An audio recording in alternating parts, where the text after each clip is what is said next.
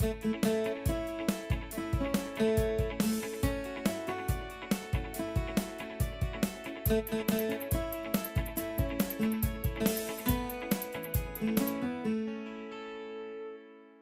hello everybody, today I am going to be doing not your average normal vegetarian recipe. It is actually a recipe for a drink.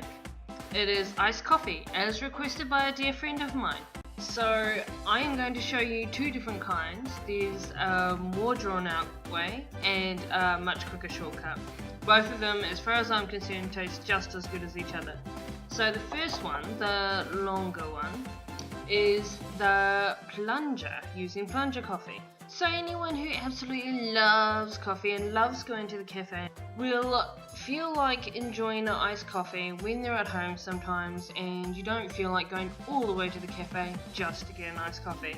So if you want to be able to make it in your own home, here's some ways that you can do it, some tips and ideas. It's pretty simple.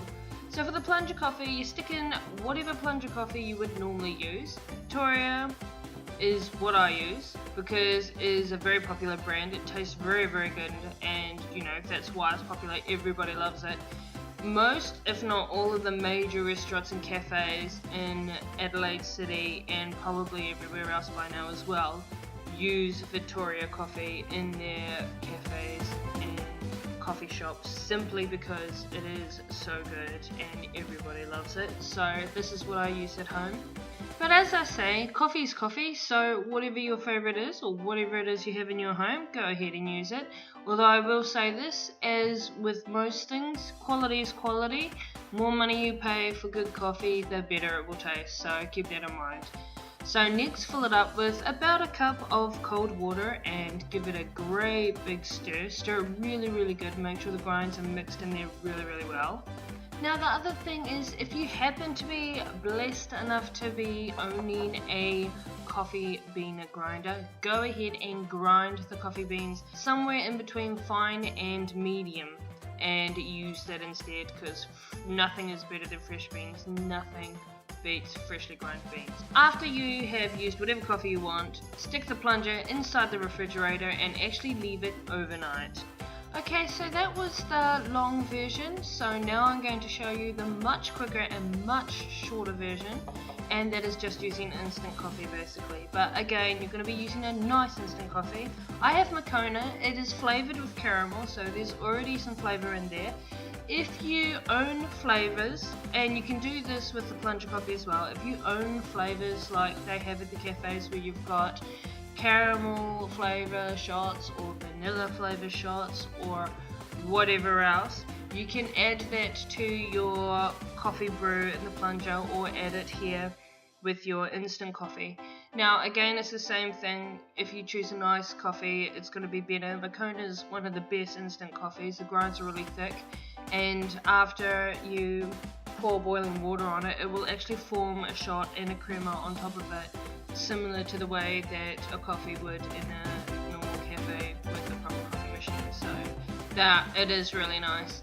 And I am going to add some white chocolate buttons. I tend to always do this, basically because although my profession is that I'm a qualified barista, I don't necessarily drink that much coffee myself, so I always drink mochas, and a lot of my Indian friends do not like dark chocolate, so I began buying white chocolate buttons and putting that into a normal instant coffee, and it was basically a white chocolate mocha.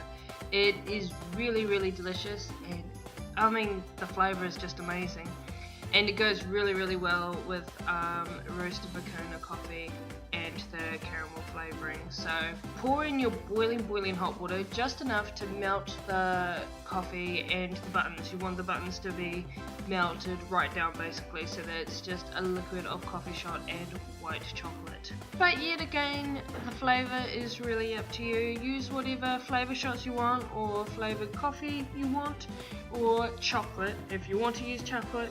Dark, dairy, white chocolate, no chocolate at all, just whatever you want. Whatever you do, use, melt it all down and make sure that there are no chunks of coffee grinds or anything left in there. Mix it up really well. You can see a light crema starting to form on the top there, and that is exactly what you are wanting to see. So now I have left the coffee to sit for a little bit, and as you can see the creamer has thickened and is sitting nicely and completely set on the top of the coffee shot. That's basically exactly what you want. So now we are going to do the cream, one of the best parts. Now obviously if you're vegan or you want to avoid the cream because it's so fatty, or you don't like dairy, or whatever your reasoning is, maybe you're allergic to it, the whipped cream is totally optional. Again, as well, instead of putting milk in, you can use soy milk or whatever you want. So this drink can be made completely vegan friendly if you so wish to. Cream not only helps to make a drink look more impressive, but obviously it's very, very tasty as well. So it's entirely up to you whether you want to put whipped cream on top or not. I personally love cream, so I always stick it on my cold drinks. And now, the assembling of the great masterpiece. So if you are using your normal coffee shot, you're just going to pour it in. Instant coffee, once you've mixed it as a process you saw just before, it's ready to pour in the glass and make. If you're using the longer version, the plunger, leave it overnight. It will be chilled and cold, and then you will just simply pour it into a glass the next morning or the next day, whenever. But because it is set overnight, the coffee will be very strong. You plunge it, separate the grinds from the water, and then just pour the shot into the glass. Pour in your milk, whichever kind of milk you are wanting to use. And now I am going to put ice cream into the glass, and of course it's the same thing.